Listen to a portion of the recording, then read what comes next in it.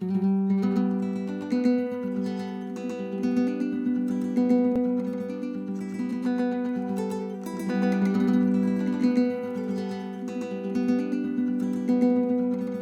our Wine Tasting with the Stars segment, we're here at the Outland Wine Tasting Shop in downtown Napa. What street are we on?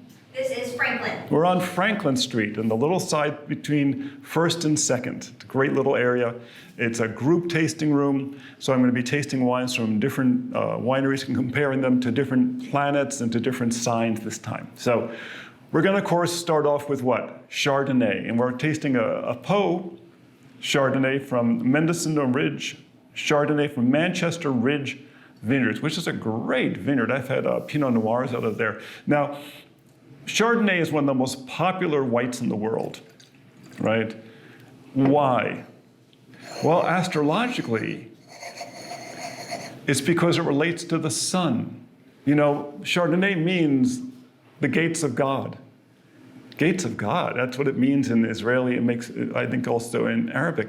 The gates of God, it's a big, bright, beautiful wine. And the grapes, when the grapes get very close to harvest, when you're driving past the vineyards, if you see the vineyards across from you and you see the sunlight behind you, what happens is it looks like you're looking at stained glass as the sun comes through the grapes. It's just beautiful. And this is the Poe Chardonnay. What's the vintage? Vintage is, 2016, so that's had a bit of time to mature a little bit. Oh, very, very nice notes. Earthy, very, very earthy. Surprisingly so for such a luminous wine and beautiful color. See, it looks like sunshine, doesn't it? That's why I say it's a Leo grape. Oh, and it's got real nice acidity. So what Leo could we compare it to, right? Could we compare it to Meghan, Duchess of Sussex? She's a Leo with Cancer rising. I don't know, it's a little more, too much acid for her, I think. Maybe to Halle Berry. She's a Leo with Taurus rising. She's kind of earthy. Maybe this is a Halle Berry wine. It's got that kind of wonderful earthiness, and it's got the brightness that goes along with it as well. And it seems like, now we're tasting on the day when the moon is in Virgo and the sun is in Capricorn, so it's a very earthy day, admittedly, so the fruit's not going to open up right away. But if we had it with like on an Earth Day like this, if you do it with a food pairing, sometimes it works even better because it balances it out. But honestly, with a Virgo moon, mostly people just want to kind of analyze the wine and get to know it and become friendly with it. Yeah, I think this might be a Halle Berry wine. It could be a Chris Hemsworth wine. No, I don't think. I think this is a more feminine wine. It's got that elegance. It's got some real beauty to it. You know, and she has the sun and the moon in Leo in the 4th house. She's a very well-grounded person. You know, for a Leo, I mean, she's big and luminous, but she's very well-grounded. She's got Taurus rising. This is a well-connected one to the earth. You know, up on Manchester Ridge, you're up fairly close, you know, to the coast. You get real strong winds, real bright light, and the plants have to really dig into the soil to feel connected. You know, and it really grounds them well. You see it in the Pinot Noirs as well. So, Poe Mendocino Ridge Chardonnay. Pretty label with a hawk wind on the wing and copper on the label. Lovely. Halle Berry. That works real well. The next wine we're going to taste is a Farella Sauvignon Blanc. It's a 2021, so it's young. It's real fresh. Oh. What a beautiful nose on that. Oh my gosh. That's beautiful. This comes from the Coombsville, I believe. This is the state. Oh yeah, Coombsville. The Farellas have owned that land for a long time. In fact, Frank Farella, who's the father, Tom is the person who's running it now, is the person who was very much behind Coombsville becoming an AVA. And it's partially because Frank is an attorney, was at one time a very important attorney in San Francisco, and he had the resources to do all the necessary legal issues you needed to do in order to create an AVA. And you know, Coombsville is Napa's newest AVA at this point in 2023. Ah, and Frank comes from an Italian-American family. He grew up in the North Coast and went to law school, then went off to the army during Korea and came back, and someplace along the way decided to invest in vineyards because the Italians, we really can't resist that. And now he suggests to his son, Tom, you should become a winemaker, and you should go into this, and he did. And he makes just beautiful, beautiful wines now. And this one really qualifies. Now, astrologically, what is a Sauvignon Blanc? To understand that, you have to understand kind of who Sauvignon Blanc is. Sauvignon Blanc is one of the primary grapes in Bordeaux. You know, Bordeaux is known for Cabernet Sauvignon, Cabernet Franc, Merlot, Petit Verdot, Malbec, but not so much Malbec. Malbec really comes from, more so from the next region over. But it's very much known for, you know, this big red wine. But Sauvignon Blanc was there first because Cabernet Sauvignon is the child of Sauvignon Blanc, the blondie, and Cabernet Franc, the red-headed guy. And they basically got cross-pollinated about 300 years ago in the vineyards and created Cabernet Sauvignon, which creates a thicker-skinned berry that gives you more juice or more fruit, more flavor, and is much more resistant to disease than the other two. And it also gives you really good productivity. So that's why Cabernet Sauvignon has become so popular. The problem with Cab Sauv is that it takes a long time to ripen because it's got that thick skin. The sun's got to go through there. So Cabernet Sauvignon is, you know, it's a thinner skin, but in fact you have to actually shield it a bit from the sun so that it doesn't get too much sun because, you know, they can get fried. So they leave a bigger canopy. You can only spot the Sauvignon Blancs in the vineyards in Napa because they leave a bigger canopy to protect the grapes. And the other thing I love about it, like I said, this is a 2021. You couldn't pour a 2021 Cabernet Sauvignon now. I mean, you could, but you'd probably pucker your mouth. But the Cabernet Sauvignon is such a big moneymaker, but it comes in late. The Sauvignon Blanc comes in early.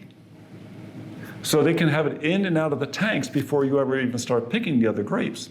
So who is Sauvignon Blanc astrologically? We believe it's very much a Venus wine. Why? It's very elegant, just like Venus. It's very graceful. It goes with a lot of different things. For instance, it mixes extremely well with Semillon, which is another white. And in France, typically in Bordeaux, when they produce some Sauvignon Blanc, they mix it with Semillon. That's the classic way of doing it. Now, one of the reasons they do that is they have more of a tendency for the grapes to not get entirely ripe. So the Semillon kind of helps round it out a little bit if it's still a little harsh. Here we have such a long growing season in Napa and Sonoma that they get it ripe completely. They can pour it as a full-bodied, completely mature wine without a problem. In fact, if you let this go to botrytis, where you let the mold develop on it, this is what they make sauternes out of often. So it's very Venusian. It loves to mix with other people. Who likes to mix with other people who's related to Venus? Well, there's two signs that are related to Venus. One is Taurus, the earth sign, loves good food, loves nature, usually a great cook, lovely to be around, nice looking people. The other one is the masculine side, or might call dynamic side, Libra. Libra is the one that likes to share. The thing about Sauv Blanc is it's a wine you love sharing with other people because almost everyone likes it.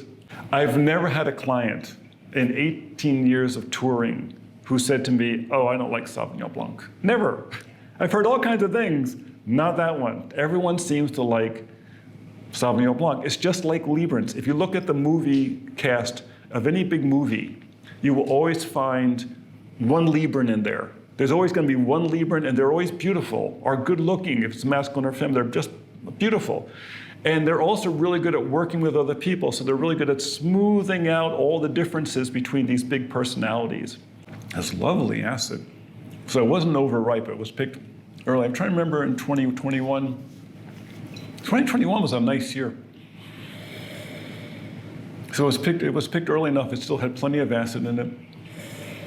Got a very elegant nose, nice florals. I bet on an air moon day, like a Libra moon, Aquarius moon, or Gemini moon, this wine would just take off on you. The florals would just fly out of the glass. It's nice on a Virgo moon day, but it would really shine on an air moon day. So who's a good example of this one? Sigourney Weaver is a Libran, but she has Taurus rising, but this isn't that earthy. It's not that earthy. Rebecca Ferguson, who's been in a lot of stuff recently, she's a Libran sun as well. But she has Jupiter rising. I don't know, I think it's a little too big. This isn't a big wine. This is a delicate wine. Kamala Harris. I don't think this is a Kamala wine. No, she's a little too argumentative. Though I bet she would like it. If Kamala ever comes here, I would pour this for her. I bet she would love it. No, she has Gemini rising. She would like that brightness to it. But she's got Mercury in Scorpio. I don't know if that would work. Oh, Tessa Thompson. She might like this. Tessa Thompson. She's got Aries rising. And there's a light, like this is like a spring, almost a springtime wine. You feel like it's got, yeah, and it's bright, and she has Aries rising. She's born in the 7th house. She's a Libran. She's got Mars in Virgo, and there's qualities in this that a Virgo would really like. It's complex, but it's not overdone at all. Yeah, this I'd say this is a Tessa Thompson wine. This would work well for her. If she comes in, okay. Tell her Ralph said so. Taking notes. Thank you. Our next wine is also from the Farella vineyards. It's called Snap 21, a table wine made from grapes. And it's a cool project. It really goes outside the box here. It's 65% Merlot.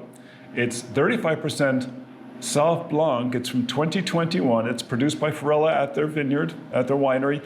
And it's co-fermented, which means that they put all the grapes in together. You know, usually when they're doing blends, they blend one thing here, one thing there, and then they blend it together. Like, for instance, I don't know if they still do it this way, but Silver Oak years ago would get grapes from like a dozen different vineyards. And each one was made separately. Separate tanks, always kept separate. And at the end, they'd go through and they'd find what they considered the 3 best, and they would blend those together, and that became the Silver Oak that everyone loves.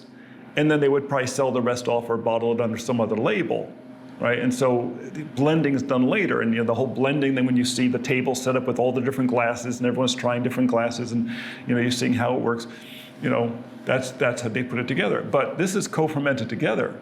They pick the grapes, put it together, and almost like what you do a field blend. In a field blend, they have 5 different blends.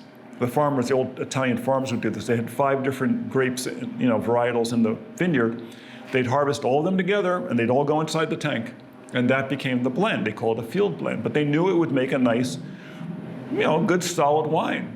It's a nice way to do it. The cool thing about it is that the 2 different groups of yeast from the different grapes are acting on each other.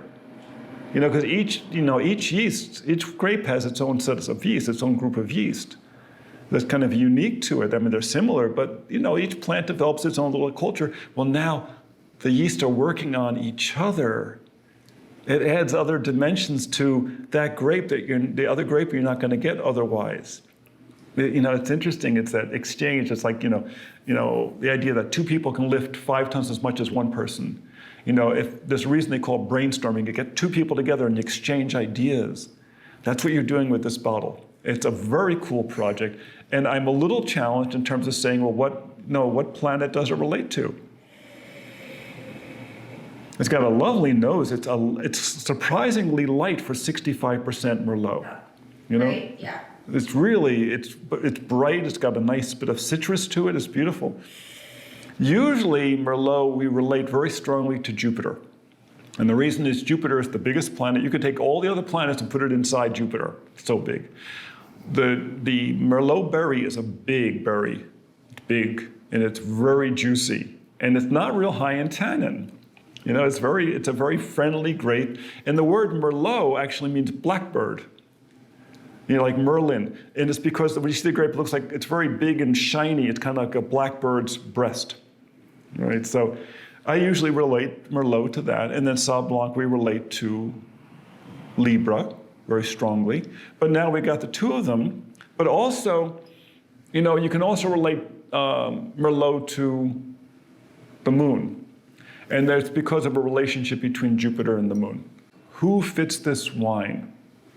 I think the person that fits is Yvonne Orji, the comedian and actress, who was born in Nigeria and grew up, I think, in Delaware, who is a brilliant, brilliant comedian. She is a dyed-in-the-wool Sagittarian. Oh my God, she's like the poster girl for Sagittarius. She's got the Sun, Uranus, Jupiter, Mercury, and Neptune all in Sagittarius. But what's interesting is that this wine is so unusual. It really is.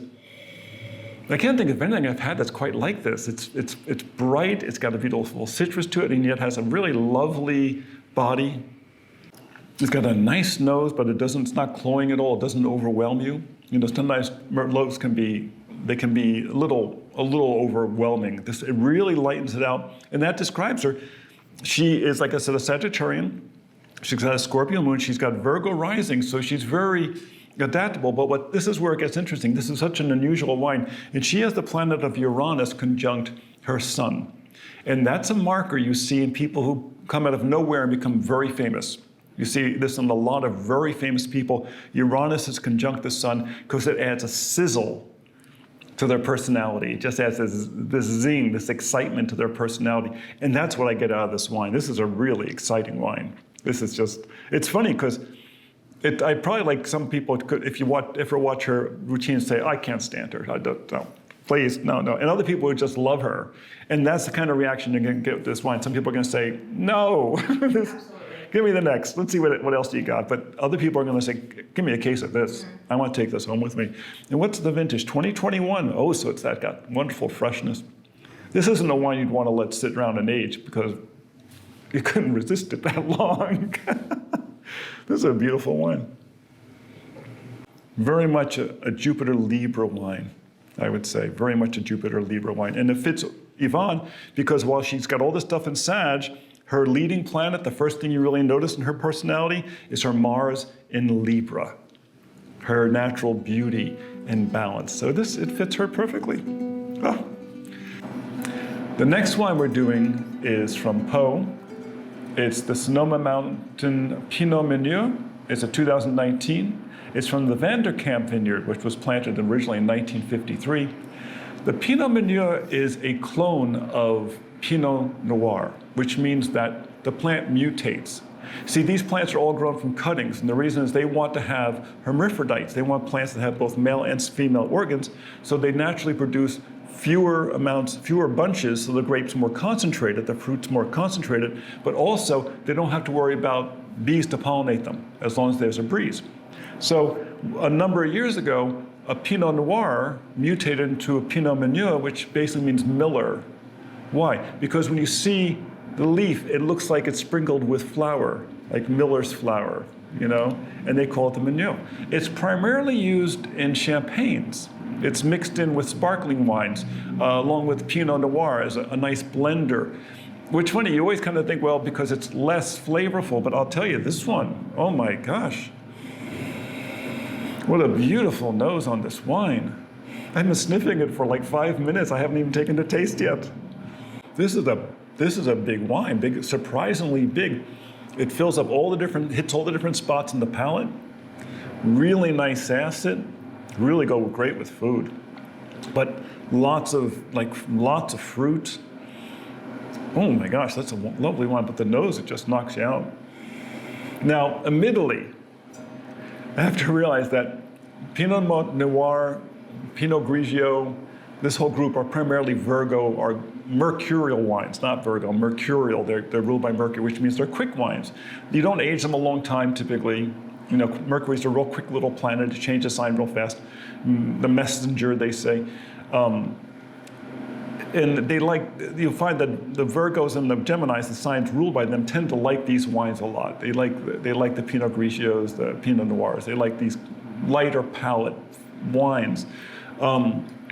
The moon's in Virgo wine, tasting this, and which may be the reason why this is such a standout wine, because our palate changes with the moon. That we like different things, we like different parts of the experience, but this is really lovely. Now, who does this relate to? Who would this be? Who would this really relate to? Who are some good Virgos? Well, Prince Harry's a Virgo. Right now, he's on the television a lot. Saw him last night on Stephen Colbert. But I'm not sure if this is. Oh, maybe. Well, he's got Jupiter rising in Capricorn. He's a Virgo with Jupiter rising in Capricorn, and this is a big wine. This might apply to Harry. He's got Mars in Sagittarius. It might apply. He's got Venus in Libra. It's a very graceful wine. This might be a Prince Harry wine. It could be a California wine, you know, because California is founded in Virgo. It's a Virgo state. It's one of the few Virgo states. Most of the states are Cancerian. It's not quite Brazil. Brazil was founded September 7th. This is also another one. But Sagittarius rising. But this is not a Sagittarius rising wine.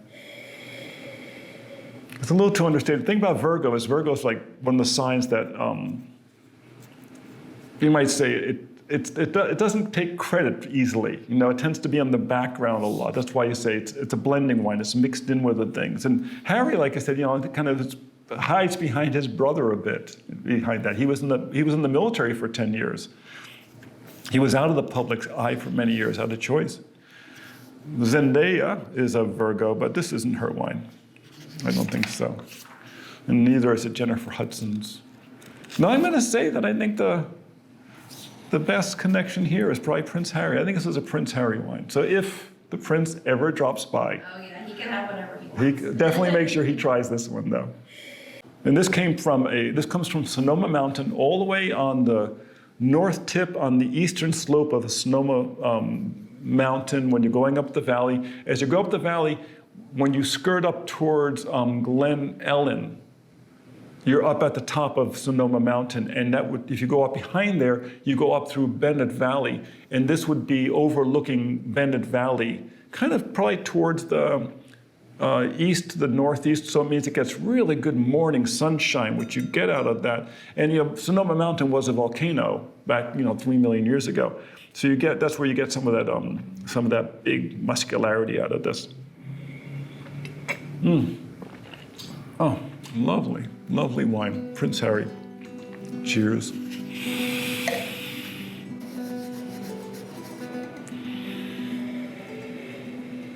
Ooh. So we're on to the final wine here at Outland for the day. This is the Farella 2017 Merlot, grown on their estate over there in Coombsville. Their beautiful label. It's straight Merlot. Beautiful, nice nose, very balanced wine. By the way, you always see me swirling this, of course. And you know, these glasses are crystal. And the reason they use crystal is that they're very rough inside, so they'll pull the molecules apart. Because while Tom was making this, he was doing everything he could to keep oxygen away from this wine. They were topping off the barrels every single week and being so careful with it. You know, any surface this wine touched, it was sanitized before it was touched, usually with alcohol. Now you want the oxygen to get to it because you want the flavors to come out and greet, the guest. And we're tasting on a Virgo, a Virgo day, so the fruit's not as evident, but the fruit on this is nice and solid. Coombsville is actually in a volcanic caldera. It's a big volcanic caldera, and for years they didn't think they could grow great grapes there because it's so close to the bay. They thought it was too cold, but then people started testing it and found out, no, you could grow Cabernets there. If you can grow Cabernet, you can grow pretty much any grape that we want in the area. And so they produce some fantastic wines there. It's all little wineries. They're all private, all family-owned, beautiful place, beautiful rolling hills, and it's 8 minutes outside of downtown Napa. It's kind of hard not to like it. Now, we normally associate Merlots with, like I said, Jupiter, big berry, okay? But this one's got some other qualities to it. When you swirl, don't always swirl the same direction because you'll get different scents off of it. See, that's a truer read on it. I went clockwise. When you go clockwise, what happens is you're driving the wood flavors down into the wine, and it's giving a more honest blend of it. Where if you go counterclockwise, the wood flavors tend to float up towards the top and you get more of the barrel flavors, which some people like. Yeah, but the fruit on this is really nice, so make sure you do it both directions. This has some real, depth to it. You know, it's almost a little scorpionic. Remember, Sagittarius and Scorpio are next to each other because this is a Jupiter wine, but it's not a Piscean wine. You know, Jupiter rules two signs, Sagittarius and Pisces. This is not Piscean. It's not dreamy enough. This is more, you know, it's muscular. It's a real muscular wine. That's why I say it kind of leans on the early part of Sag into Scorpio. So who do we got who's good for that? Know who I think is perfect for this wine? I think Anne Hathaway describes this wine perfectly. And she's a Scorpio, but she has Sagittarius rising. Remember I said before that when people have Uranus someplace significant, it tends to make them like sparkle. Well, she has Uranus in Sagittarius right above the rising. So it makes her like sparkle in a very Sagittarian way. And that's where you get that real sense of that. And that rising is real strong. And then she has Jupiter, this is Jupiter's wine, conjunct her sun in Scorpio within 1 degree. So she's bigger than life. And she's optimistic in a very scorpionic way, which means very gutsy, very strong, very serious, but also, you know, passionate. And she's got what? The Sun, Mercury, Jupiter, Venus, all in Scorpio, with Jupiter conjunct the Sun. I think this is an Anne Hathaway wine. The other one I thought this might fit would be Brad Pitt. Might be a Brad Pitt wine. I bet he would like it. Either one who comes in, it's definitely make sure they have this one because they're going to love it. But Brad's unusual. He's a Sagittarian, but he's Sagittarius rising. But he has this moon in Capricorn, this big configuration of moon in Capricorn. It adds an earthiness to him that you find in this wine. This wine has a beautiful earthiness. Know what else it has too? It's got that martial quality. And he has Jupiter in Aries, the other martial ruled sign along with Scorpio. So I think either Brad Pitt or Anne Hathaway, both of them suit this wine really, really well. Very much a Jupiter martial wine. You know, just like people, wines can be combinations even when they're just a single varietal. You know, life is not that simple. So, thanks for joining us for this segment of Wine Tasting with the Stars. We're here at the Outland Tasting Room in downtown Napa. Make sure you visit. It's a wonderful selection of wines. And I hope you found something illuminating about our little session today. Until next time, be well. Ta-da. Let me add one more little segment to it. Okay.